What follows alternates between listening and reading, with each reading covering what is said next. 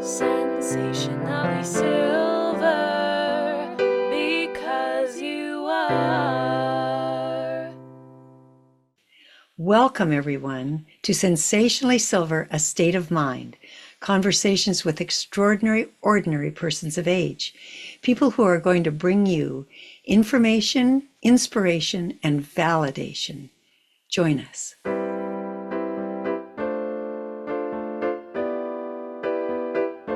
Hi, everybody. Welcome to Sensationally Silver, A State of Mind, conversations with extraordinary, ordinary persons of age, people who aren't celebrities, but who have something very important to share with all of us who are persons of age.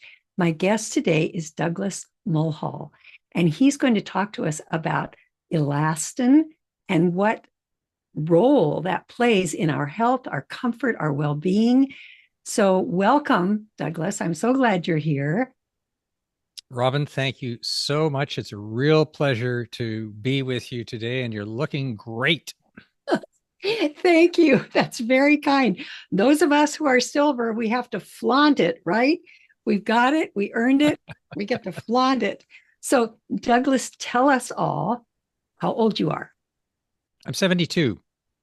Okay. So you qualify because all my guests have to be 60. Yay! Yes, really. What a wonderful thing to qualify for. And just tell us how you got into the focus that you have on this particular subject. Sure. And I just want to start by saying everyone who is listening to the show today has something that is related to what we're talking about. And we'll get into that in a moment. But I just want to be clear that this is not a niche topic. This is something that really affects everybody, especially at this age. So I got into this many, many years ago when two things happened basically simultaneously. The first one was that my father died of heart disease, and I was never happy with the explanations I got about how heart disease gets started. What is exactly, how does it proceed? All this stuff about cholesterol and everything else. And, of course, my father drank and smoked and everything else that generation did. But it didn't make sense to me, this thing about, oh, yes, the fat starts building up in your arteries and, then it clogs your arteries and, then you die. And the other thing was that when I checked my family history, I realized that heart disease doesn't really run in my family. It gallops. So I realized, I'm on the list and I'd better do something about it. And once again, the whole thing about, okay, well, we'll take statins and we'll do this and we'll do it. Just, it just didn't ring right with me. So I started looking into it in quite a bit of detail, and I was really surprised by what I found. The other part of that was the professional side, and that is that for the past many, many years, I have been focusing on co-developing products and buildings that are healthy for people and healthy for the environment that measurably work towards improving human health. And that includes things like pharmaceuticals, drugs that people are taking. That's a big one because that's the stuff that's going inside us. And by the way, we excrete most of the drugs we're taking, and that is precisely why we're having a lot of environmental problems right now. Because, for example, frogs are changing sex, as everybody knows, because there's so much estrogen, in our environment. And it goes on and on and on. These impacts of these persistent drugs in the environment. So the idea of creating drugs that were healthy for people and for the environment was something that we were actually quite dedicated as a scientific institute. And I was running this scientific institute called EPEA, which is the Environmental Protection Encouragement Agency. So while all the other environmental agencies were running around beating people on the head saying, no, no, no, bad, you're a bad person, you're doing awful things to the environment, you need to do less awful things, we were saying, well, wait a minute, we know what we're against, but what are we for? And what we were for was positive impacts on human health and positive impacts on the environment. And we showed that you can actually do that measurably with a whole range of products that range from, healthy buildings to healthy inks. For example, the inks on Carlsberg beer bottles. The next time you see a Carlsberg beer bottle, our institute developed a healthy ink that doesn't rub off on your hands and toxify your skin when the label gets wet. So, we did a lot of things, carpets that clean the air, indoor air, and it was really exciting stuff. But pharmaceuticals was a real tough one. The pharmaceuticals industry, they wanted to focus on packaging, which was great, but they didn't want us to touch the product. So I said, okay, well, that's got to change. And so that's what I started looking at. And I started participating in a number of startups and companies and scientific endeavors that were directed towards, developing healthier drugs and healthier approaches and innovative approaches to cardiovascular disease. So those two things came together over the past 20 or 30 years. And today, I have published a couple of books on this topic of cardiovascular health. And that's what we're going to talk about today. So there you go. All right. So the motivation is basically staying alive and enjoying the life that you're living until it's over, right? Being healthy, feeling good, being effective in your world, and not accidentally poisoning yourself one way or another. Am I getting it? Yeah. Yeah. A combination of curiosity and self-preservation. Those are good motivators. Really good. They make a nice combination for new discoveries. All right. Tell us about it. What are the keys to staying healthy? Well, everybody our age, roughly, usually has something called chronic inflammation. You've heard about it. Everyone's heard about it, this chronic inflammatory response. But what they're not told is what's really generating that chronic. It's just like, okay, you're getting older, you have chronic inflammation. But there is actually something that is generating that chronic inflammatory response. It's not the only thing, but it's a very, very big player, and it's greatly understated by the medical profession, healthcare institutions. And so patients really don't know that much about it. And as you said at the top of the show, that stuff is called elastin, or it's the elastic fiber that is in your body. And this stuff is essential for your life. It drives every breath you take, every move you make. It's in most of your organs. That's what makes them flexible. It's in your arteries. It allows them to expand and contract to help the heart pump blood.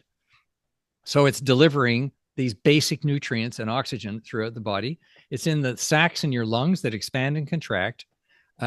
You can't have sex without it because it's in all your sex organs, which allows them to expand and contract. And it's part of the birthing process because it allows the body to expand and contract, the womb to expand and contract, et cetera, et cetera. So you can see how fundamentally essential this is for the human body. And on top of that, elastin is part of this fabric that holds cells in place in tissue. It's called the fascia, but it's basically the space outside your cells. And that space is the biggest space in your body. It's actually the 80th organ, and it's the biggest organ in your body, and it connects everything in the body. So this elastin really is so much an important part of us. Now, elastin is great when it keeps you healthy, but it's kind of like a Jekyll and Hyde material, because at one hand, it keeps you healthy, and on the other hand, as you age, it makes you sick. Now, how does that happen? Around the age of 30, the body stops producing elastin fiber. It still produces the building blocks, which are very complex, but the body stops assembling it into this magic elastic that, by the way, it expands and contracts to 8 times its standing length and then snaps back again billions of times in your lifetime. It's one of the longest lasting proteins in your body. And if you want a really graphic explanation, everybody can do this of what elastin is. Do the pinch test. So the pinch test is you take the skin on the back of your hand and you pinch it between your thumb and your forefinger. You hold it up for 2 or 3 seconds, then you let it go. You see, in someone my age, it goes down pretty slowly. In someone who's younger, like, if you go with your kids or your grandkids, it'll snap right back. And in someone who's really old, doesn't go back at all. It just kind of stays there. That is not the collagen in your skin. It's the elastin fiber that has degraded as you age. So, as I said, around the age of 30, your body stops assembling this stuff. And as a result of that, it starts degrading because there's all kinds of insults and injuries, which we call total stress load. So all these stresses that you hear about all the time, emotional stress, chemical stress from toxins, bad food, drinking too much, over exercising, all of these things actually go together to make a nice ugly package called total stress load. And that total stress load, the individual parts of it, constantly are knocking off the protective coating on this elastin fiber, which is fine when you're younger, but when your body stops assembling it, the trouble starts, because what happens is the fiber sends out a help signal. Help me, I'm injured, come and fix me. So the body does what it normally does, and it releases inflammatory substances that go and clean up the mess so that it can be replaced with new elastin. Problem is, there's no new elastin. So the result of that is chronic inflammation, because you get a nasty cycle, a vicious cycle of injury, inflammation, and then hardening, which I'll talk about just in a moment. So you get this vicious cycle going, and that's what is triggering a lot of this chronic inflammation in your body. Now, after the body figures out that chronic inflammation isn't working, it goes to plan B while it's still doing this chronic inflammation stuff. And plan B is, hey, we'll wall it off, which is fine. When you get an injury, sometimes the example I always give is when I was skiing once, it was very, very cold and I froze my earlobe. And so it went all white. And about a year and a half later, the dead tissue just popped out of my earlobe. And that was because it had been walled off. The body had walled it off with something called calcification, which is a combination of calcium and phosphate. So calcium phosphate. And that stuff hardens it, and then your body kicks it out. So that's fine for those types of injuries, but it doesn't work so well in your arteries. Because if you're trying to wall off your arteries, what happens? You get, guess what? Hardening of the arteries. Okay. Yeah. So that's why your arteries get hard. And that's why you develop high blood pressure, because as the arteries harden, you get a back pressure to the heart, and the heart doesn't like that. And it starts doing weird things. And that's what, triggers this high blood pressure. And again, most people are unaware that the arteries expand and contract quite a bit to help the heart do this. So when they're hardening, you have a problem. And you were going to ask me a question. Well, I'm just sitting here relating to everything you're saying. I'm kind of scanning my body and going, oh yeah, this, because I'm going to be 80 in a month. And those problems are all ones that I'm dealing with, every one of them. And I'm imagining that everybody who's listening and or watching is doing the same thing I am, thinking, oh my gosh, I want to hear how to fix this because I'm dealing with this. My body is dealing with this. Yeah. This is the real deal here. Yeah. Yeah. Now, why hasn't anybody heard about this? It's really interesting. Such an important part of your body is going around unknown. And one of the main reasons for that is because until recently, no one knew how to fix it. So doctors don't talk about it because they don't know how to fix it. Healthcare providers don't talk about it because there's no therapy that they can charge you for to fix it. So, it's the elephant in the room that no one's talking about. But the good news is that scientists from different parts of the world over the past 20 years have actually discovered different ways of fixing elastin fiber. And not to keep people in suspense, a lot of that stuff is either in clinical trial or in the market today, which is really exciting because it's the first time in medical history that this has happened. And it's not just one approach, it's several approaches. And so just for disclosure here, I am the co-founder of one company that has licensed one such approach from a scientist at Clemson University in South Carolina, who discovered several things over a period of years. They discovered how this elastin fiber degrades, how it actually leads to this calcification, and the substances that can repair it, and how you can deliver those substances to the source of this damaged elastic. So it was a brilliant series of discoveries and inventions. It was driven by a team led by Professor Naren Vivahari at Clemson, and it was supported by Dr. Charles Rice, who is an antibody expert who developed an antibody that allows you to put that therapy right directed towards damaged elastin and nowhere else.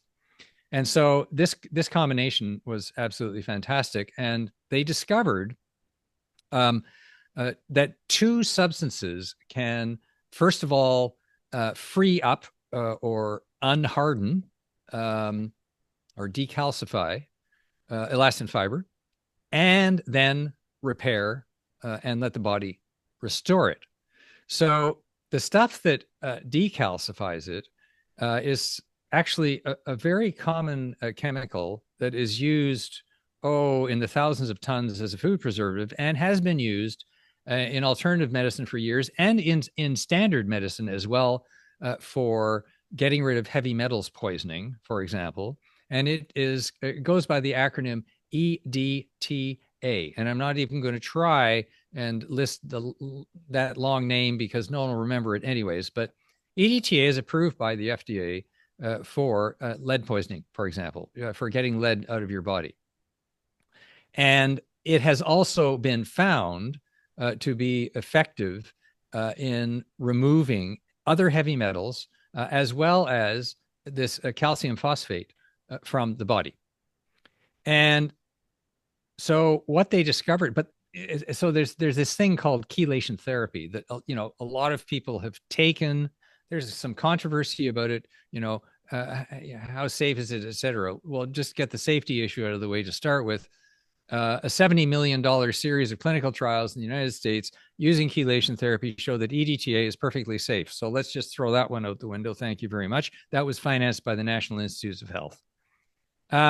Now, but the problem is its effectiveness in getting rid of calcification has never really been done in clinical trials. And that's because the dilution of this EDTA in the blood when you do it intravenously is quite high. And you have to take it for a long, long, long time in order to try and, get rid of this calcification. And no clinical trials have been done that have actually measured that.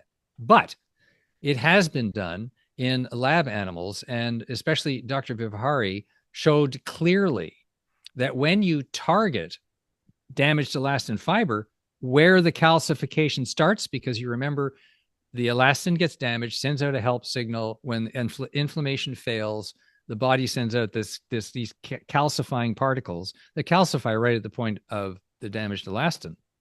So that's what happens. And so if you're targeting the damaged elastin, you get much higher concentrations at much lower doses. And they were able to 100% reverse calcification in the artery wall, Robin. And this is really important because most people think that, all heart disease starts in the blood corridor, what's called the lumen, where the cholesterol builds up and stuff like that. Well, actually, in many cases, that's not what happens at all. What happens is that it's the damaged elastin that calcifies in the artery wall. And when the inflammatory and calcifying substances are sent to it, guess what they're delivered with? They're delivered with a fatty lipid. Of course. So what happens to the lipid after it delivers this calcifying stuff? It starts to build up. So then, it works its way out and it ends up going into the blood corridor. Now, there are actually two mechanisms, but I'm not going to get into that, too complicated. But you can see that often that calcification and that blockage, it doesn't start where the blood flows. It doesn't start with cholesterol. It starts with the damage to the elastin fiber. So it's really important to target that. And that's exactly what Dr. Vivahari's team has done. Now, there are two therapies globally that are in clinical trial right now. One of them is for aneurysms. Now, 8 million Americans suffer from aneurysms, and probably more, because those are only the diagnosed ones. And anybody who has aneurysm knows that they live in fear of these things bursting, because when they get to a certain size, it's the weakness in the artery. So they grow, they weaken, and then they burst, and they can kill you.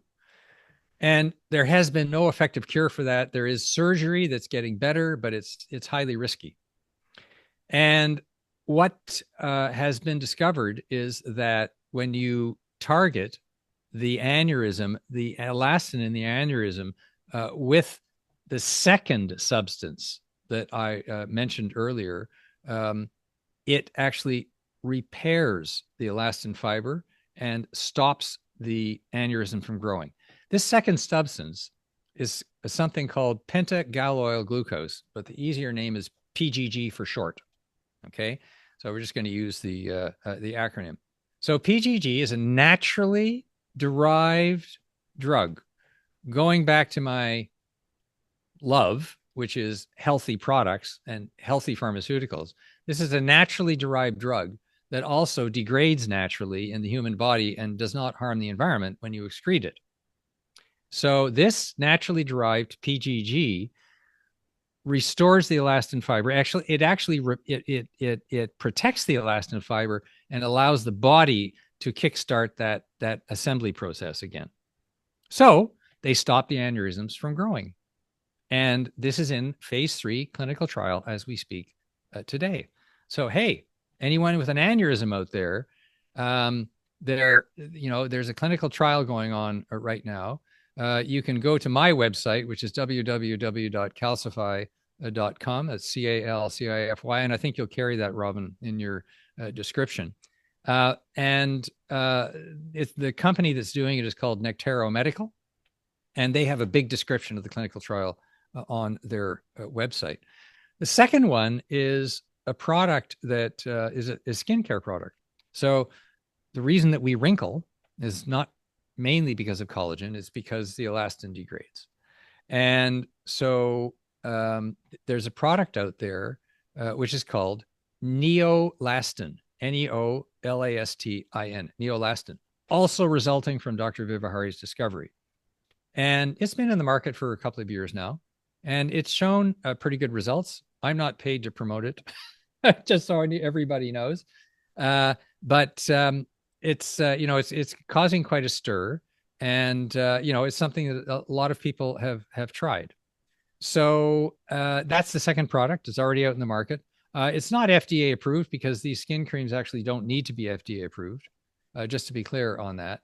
But none of these skin creams really are. So the third therapy, which is also in clinical trial, is for repairing wounds and acne scars. So this was developed by a team led by Dr. Anthony Weiss out of the University of Sydney, halfway around the world from South Carolina, in Sydney, Australia. And Dr. Weiss's team developed a completely different approach, which is they wove a scaffold, a micro scaffold that has on it something called tropoelastin, which is one of the building blocks of elastin fiber. They insert it into a surgical wound or an open wound, bullet wound or whatever. And that prevents the scarring, because scarring is caused by the complete destruction of elastin. And so this has been proven now in clinical trials. And it's now, I think, past even phase 3 clinical trial, and it'll be coming to market soon. So that's another really exciting development. There are others that are in the pipeline, but the exciting stuff is it's happening right now. And so for people our age, there's really a good possibility that in the next 2 to 5 years, we're going to see a lot of this stuff coming to the marketplace. Now, the next therapy, which is in preclinical, is our company's therapy. Our company is called Elastin Therapeutics. And we are taking on the toughest part, and that's the arteries. So for that, you've got to go, into the body, and you've got to do it in a safe way. And this is using Dr. Vivahari's technology, but we have been able to demonstrate in lab animals that you can reverse hardening of the arteries. And so we're working very hard to bring that to the FDA for approval. So stay tuned to this space. It sounds like a huge challenge is the delivery of what you need to have this repair happen. How do you get it to wherever in the body the problem is? I'm thinking about my hands, which are always swollen and always sore. How do I get relief and help to those joints? Well, it's not just the joints, Okay. It's when you say joints, it's also the connecting tissue that lets your joints move, in and out. And that connective tissue, the ligaments and the tendons they have elastin in them, and that degrades. It's not the sole cause of problem with the joints, but it is a cause. So you really have to focus on the damaged elastin. And I'm glad you asked that, because it's this combination of the drug, and the drug is loaded into a nano size, like that's 1,000th the width of a human hair, a nano-sized nanoparticle that's a liposome. And that liposome is then connected to this antibody that I spoke of earlier, developed by Dr. Rice, that targets the damaged elastin fiber. Together, they deliver a high concentration at a low dose directly to the source of the damaged elastin. Now, there are other things that you can do in the meantime. I know we're running out of time here, but one of the main problems with damage to elastin is something called heavy metals or toxic metals. That includes lead, cadmium, chromium, tin, bismuth, lithium, and a lot of these are in our environment. They've been in our environment for thousands of generations, but now there's more of them because they make they make products perform really well. So we're exposed to more and more of them with air pollution and everything else. But there are things that you can do at home to keep these heavy metals minimized. Number one, get good air filters in your air handling and your air conditioning systems. And if you don't have an air handling system, then you can get a local system that sits beside you, wherever you're working or sleeping. And that should have what's known as a HEPA filter that you can get at any hardware store, that filters out the the particles that are in the air that contain these heavy metals. It's the same thing with your water. A lot of drinking water contains heavy metals, and you can get filters, but you need to check that they're certified and approved for getting rid of heavy metals. So those are two really important things. And keep in mind, we spend 85% of our lives indoors. So if you've got healthy indoor air quality and healthy water, you're a long way towards that goal. And by the way, don't smoke, because cigarette smoke is full of heavy metals. So those are some of the things that people can do in their everyday lives. And wash your vegetables, because the artificial fertilizers and pesticides that are used also contain heavy metals. So make sure to wash your fresh vegetables before you cook them or eat them. Or try to find good organic produce, because Correct. that's going to be much safer on so many levels. Exactly. Safer to the planet as well as to our body. Yeah. Exactly. So here are these things that you can do yourself to reduce the load, the total stress load. And then there are these things, these treatments coming down the pipe. So I personally believe that this could transform the way that we practice healthcare and medicine. So we're excited about it. We're moving forward, and let's see what happens. The way that I focused on this was I wrote a book about it, actually, called Discovering the Nature of Longevity. Here's the book. Restoring the Heart and Body by Targeting Hidden Stress. It's available on Amazon at amazon.com. And so that's where people can learn more about all of this. I want to thank you for your interest and your application of that interest to this topic on behalf of myself and everybody who's paying attention to this, because it sounds so incredibly important. So thank you for the work you're doing, the work you've done, the work that's coming up, because I imagine there are a few hoops you have to jump through to get where you're going. But thank goodness it's being done. I'm hoping for relief on the part of all of us who are suffering from some of these conditions. And again, I just thank you for being my guest and for giving us this information. It sounds like if people want to understand it better, they can get a hold of your book, they can read about it, they can go into more depth about what they can do for themselves to improve whatever isn't working, that elastin that isn't being elastic anymore. Oh, wow. So hope. Thank you for the hope. Okay. Robin, thank you very much for doing this, because more people need to hear about it. And you are one of the great multipliers. Well, we all get motivated by pain. I mean, we don't change things. You were talking about smoking. I've never smoked, but I understand it's a very difficult habit to give up. And it's only when something is pushing on us with tremendous pressure that we're willing to give up something that has a reward in it for us, a short-term reward. So this is about long-term rewards and long-term health and comfort and a good life. So again, thank you for being my guest. Thank you to all of you who have listened and who have watched. And we will see you again next time. Okay, bye.